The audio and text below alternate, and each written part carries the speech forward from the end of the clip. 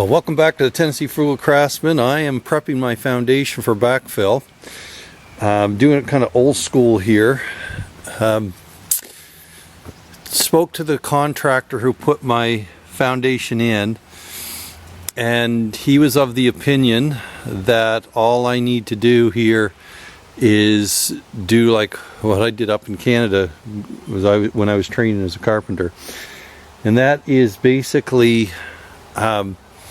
putting on tar, which is the plastic cement. It's the stuff that you use for patching holes in roofs and whatnot. It's just a tar base.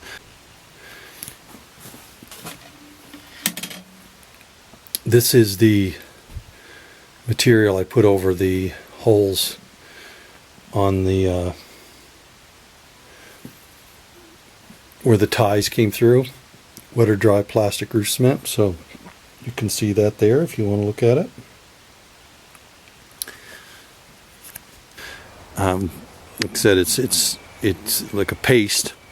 And what I did last night is I went around and covered and filled in all of the holes where the ties came through. You can see kind of the pattern all the way around, and that has allowed for the tar to dry overnight, so it's not going to stick when I start rolling this. Now the other thing I did is I'm trying to determine the grade of the backfill, and that's what the blue lines are here. You can see I've got some lines snapped. This is the height of my retaining wall, so I'm going to come straight across, and then from that point up to the front of the house, the grade is sloping uphill. So I drop down here 2.5 feet, put a mark, and then I snapped a line on my grade because I want the water, you know, going back down over the hill, and I don't want all this tar line sticking up above the soil. Then my maximum height here that I'm going is 18 inches from the foundation. That's as close as you can get to the dirt. And so I marked it 18 inches and I tapered it all the way down there. So I've got a nice gradual slope.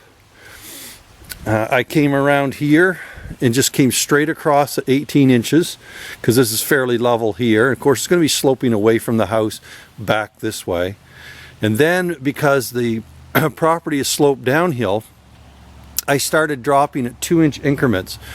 So I went from at this point 18 inches down, then I went from 18 to 20, so it's just a gradual slope, and then I went from 20 down to 22, more of a gradual slope, then went straight across at 22, and then from 22 down to about 2'6". So this is going to be underneath the deck, but that's going to be the slope of the ground, keeping the water tapered downhill away. And this will bring me to the height of my doorways. So my man door here, so I'm right down at that point, and that allowed me to, as far as the tar line, everything is going to be just below ground level. On the back, I'll just come around here. Of course, this foundation doesn't need to be coated because it's going to be dirt on each side of it. It's non-living area.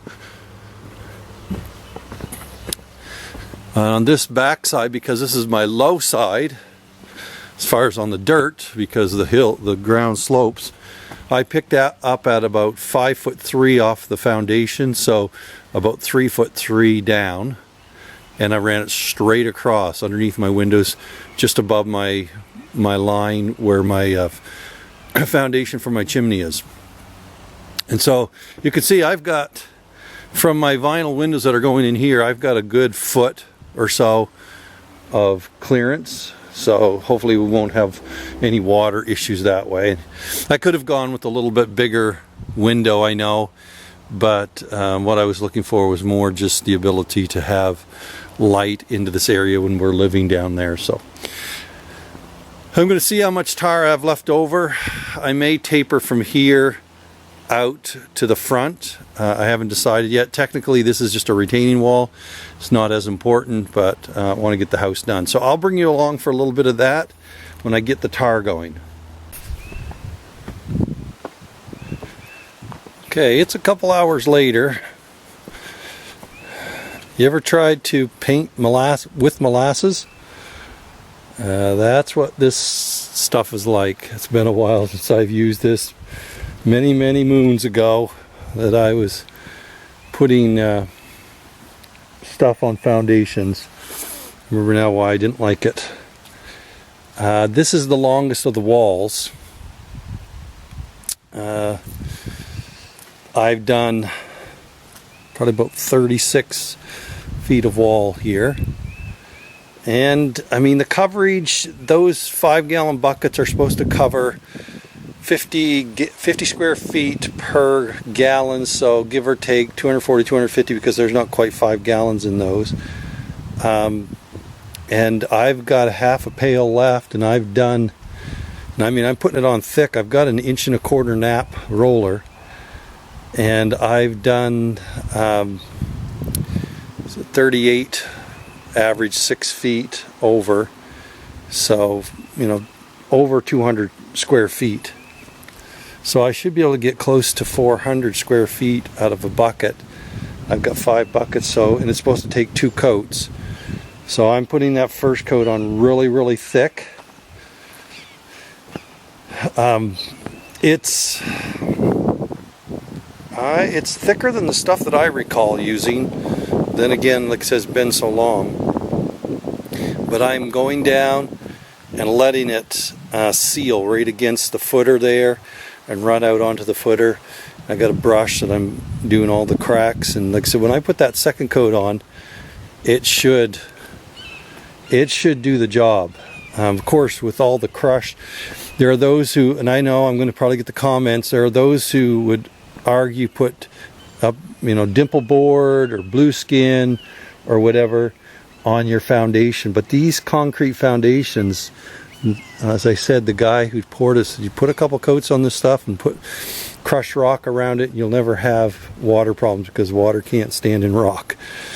It's going to go straight down, hit the drain tile. So I was going to bring you along for this, but if you like watching paint dry, that's about what this is. But I will bring you along, you know, kind of give you the time. So got started late this morning, but about 2 hours. Now I've got the hang of it now. So about 2 hours to do that. So based upon that, probably about another 3 hours to get around to there. So it's going to take me the best part of the day to get the first coat on. I was hoping to get it all done today, but it doesn't look like that's going to be the case. 2 coats, that is. It'll be a late night. I forgot how much fun it was putting on foundation coating. So anyway, I'm going to keep at it, and we'll go from there, and I'll bring you along in a bit. Okay, it's about an hour and a half later. I've got the octagon bump out all done now. Kind of see where we are, and I've got 4 feet plus in this section done. Get towards the end of the bottom of that pail. I'm still on that first pail, so it's holding out well. I should easily be able to finish this wall. And then I'll just have the inside the garage and the back section over there.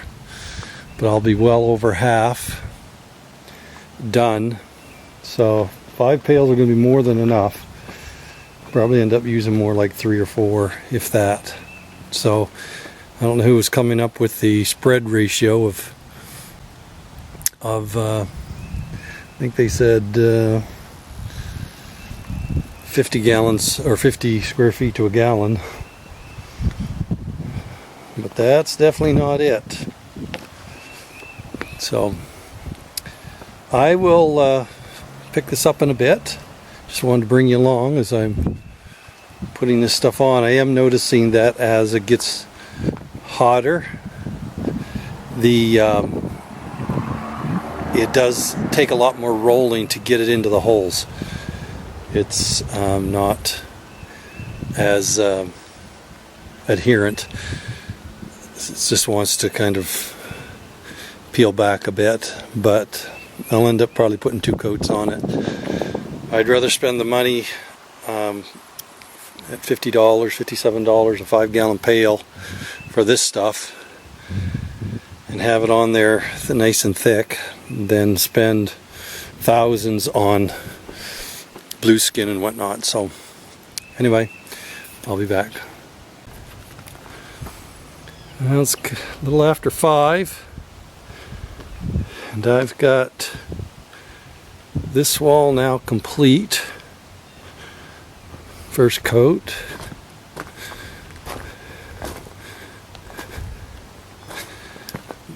You had to come around the corner. I ran out of that first pail with about 2 feet left. I had done that section and I just had about 2 feet of the wall.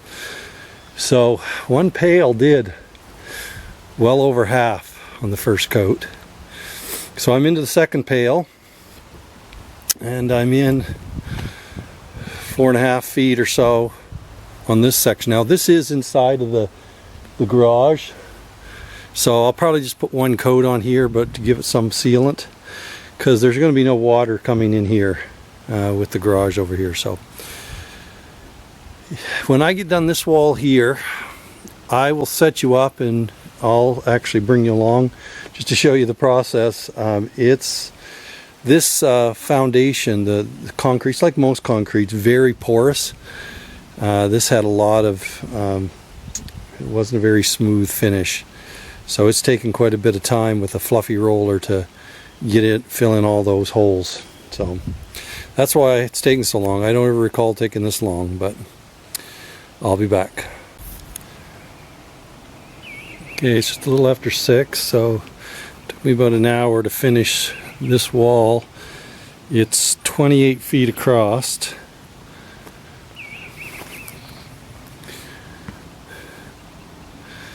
And I've got this corner done as well. Now it drops down over here because of the back elevation of the ground here. So it's about 5'2", 5'3". So I'm going to bring you along for some of that.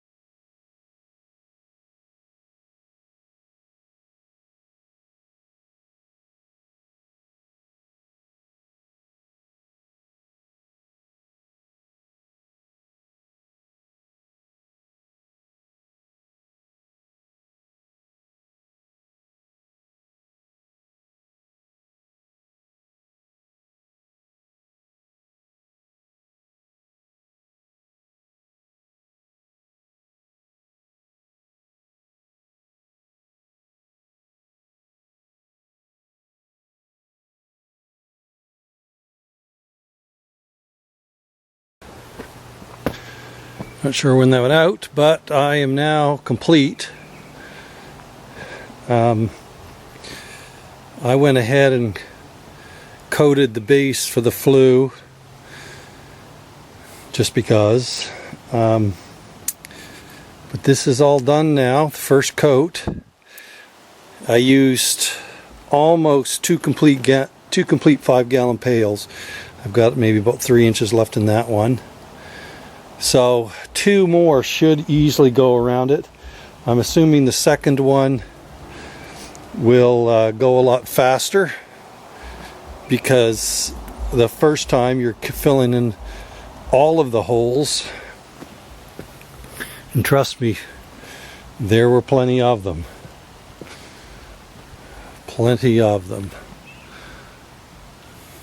So I always like it when the foundation coating is on. I'll like it even more when the second coat is done. I didn't think it would take that long, but it's a big basement, and I was using that 1.25 inch nap, and I'll tell you, by the time it picked up as many rocks as it's gotten today, pieces of concrete, that thing weighs about 10 pounds. So anyway, I'm going to end this video. Appreciate you joining me today and coming along for the ride, so to speak, of doing foundation coating. Didn't figure you'd want to watch a second coat, so but this gives you the idea of what it's going to look like. That's the floor or the ground line. So appreciate you joining me. If you would, please like and subscribe. To all you haters out there, you can always go someplace else, but for those of you who are joining me and along for the ride, appreciate you being here. As always, I appreciate it when you like and subscribe, make comments. I respond to all my comments, and so if you see something that you have questions about, feel free to ask and I will try to respond. Till the next time, as always, you have a great day.